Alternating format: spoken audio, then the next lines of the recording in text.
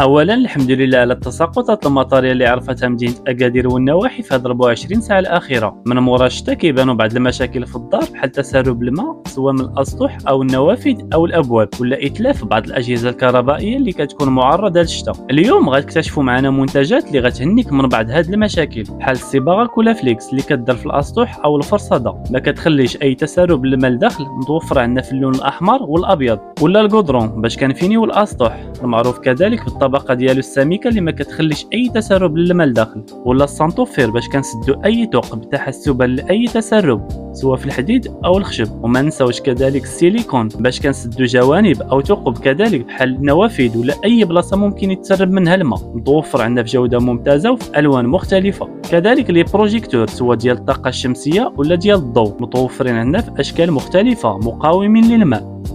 ولا الهيبلو ايطونش اللي كيكون خدام تحت الشتا، ولا لي بلوك سوكور ايطونش اللي كيكون خدام تحت الشتا وكيعطيك اضاءه قويه من بعد ما كيتقطع التيار الكهربائي. البواط ايطونش اللي كتمنع اي تسرب الماء داخل الخيوط الكهربائيه، او السوار ديال الضوء ايطونش اللي كيداروا في الاسطح او البالكون لضمان سلامه الذره الكهربائيه. كنوفروا لكم كذلك هاد الجلده ديال الباب او النوافذ اللي كتمنع دخول الماء او الهواء لداخل. ما تسناش حتى الصيف باش تصلح مشاكل ديال الشتاء. تواصلوا معنا دابا ومرحبا بكم عند بني دارك.